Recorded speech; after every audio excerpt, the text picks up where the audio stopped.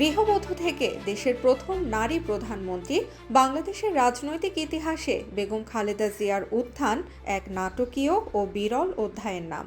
রাষ্ট্রনেতা থেকে পারিবারিক জীবনের গণ্ডিতে থাকা এই নারীর রাজনীতিতে প্রবেশ, নেতৃত্বে প্রতিষ্ঠা এবং জনগণের আস্থা অর্জন, সব মিলিয়ে তার পথ চলাটা বাংলাদেশের রাজনীতিতে অনন্য দৃষ্টান্ত স্থাপন করেছে।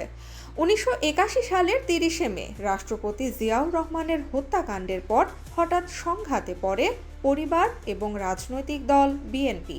সেই সময় দুই ছেলেকে নিয়ে ঢাকা সেনানিবাসে বসবাস করছিলেন খালেদা জিয়া।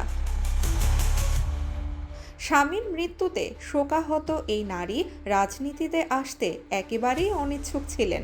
পরিবার থেকেও তেমন সমর্থন ছিল না, কিন্তু বিএনপির শীর্ষ নেতারা আশঙ্কা করছিলেন খালেদা জিয়ার নেতৃত্ব ছাড়া দলটি ভেঙে পড়তে পারে। দলকে টিকিয়ে রাখতে তারা তাকে রাজনীতিতে আসার অনুরোধ জানাতে শুরু করেন। অবশেষে ১৯৮২ সালে খালেদা জিয়া বিএনপির দলীয় সদস্যপদ গ্রহণ করেন। মাত্র এক বছরের ব্যবধানে তিনি নির্বাচিত হন সিনিয়র ভাইস চেয়ারম্যান। এরপর ১৯৮৪ সালে বিএনপি চেয়ারম্যান নির্বাচিত হয়ে আনুষ্ঠানিকভাবে দলের সর্বোচ্চ নেতৃত্বের দায়িত্ব নেন।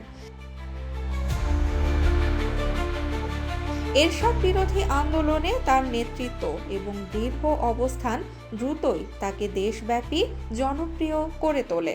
বহু রাজনৈতিক লড়াই, আন্দোলন ও প্রতিকূলতা পেরিয়ে বিএনপি পঞ্চম জাতীয় সংসদ নির্বাচনে জয়লাভ করে।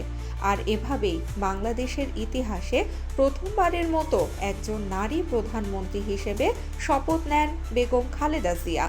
বর্ণাঢ্য রাজনৈতিক জীবনে তিনি যেসব নির্বাচনে অংশ নিয়েছেন তার কোনোটিতেই পরাজয়ের মুখ দেখেননি, যা তাকে গণতান্ত্রিক নেতৃত্বে একটি শক্ত অবস্থান এনে দেয়।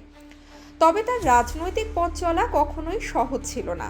২০০৮ সালের নির্বাচনে পরাজয়ের পর নানা বিতর্ক, মামলা ও ষড়যন্ত্রের মুখে পড়েন তিনি। ২০১৮ সালে দুর্নীতির মামলায় কারাবন্দী হন।